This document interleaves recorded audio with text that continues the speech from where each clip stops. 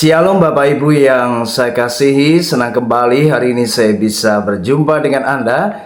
Firman yang akan saya bagikan di hari ini adalah Spirit kakak-kakak Yusuf. Mari kita akan melihat di dalam Kejadian pasal yang ke-37 ayat 3 sampai 4, lalu kita akan sambung ayat yang ke-11.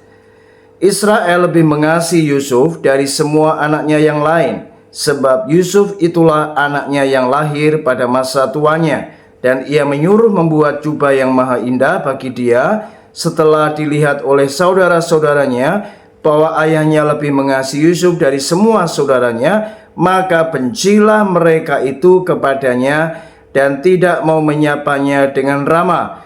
Maka iri hatilah saudara-saudaranya kepadanya, tetapi ayahnya menyimpan hal itu dalam hatinya. Saudara, kembali kita belajar dari kehidupan Yusuf, bagaimana pada waktu itu ayah Yusuf yaitu Yakub lebih mengasihi Yusuf daripada kakak-kakaknya.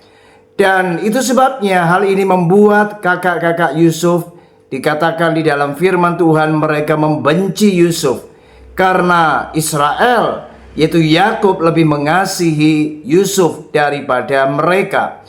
Nah saudara, persoalan ini ternyata disebabkan karena mereka ini iri hati karena Yusuf ini diistimewakan.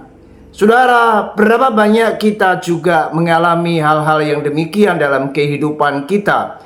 Ada orang-orang yang diistimewakan. Ada orang-orang yang kalau bahasa saya yaitu dianak emaskan.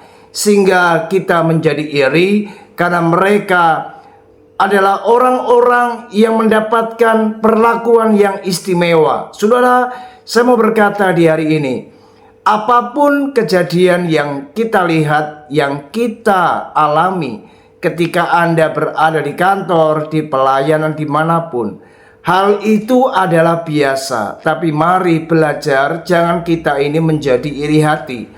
Karena sekalipun orang-orang di sekitar kita mungkin ada yang diistimewakan, percayalah, lebih baik kita tetap sabar, kita tetap bersyukur. Karena saya yakin kalau hidup Anda benar, hidup Anda takut akan Tuhan, kita nggak perlu iri dengan orang lain.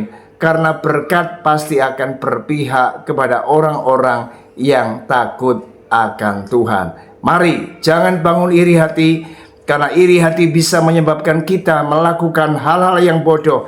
Sehingga akibat iri kita melihat ada orang-orang yang kemudian melakukan pembunuhan. Mereka melakukan hal-hal yang kriminal karena mereka iri hati kepada orang-orang yang diistimewakan. Tuhan Yesus memberkati. Puji Tuhan. Shalom.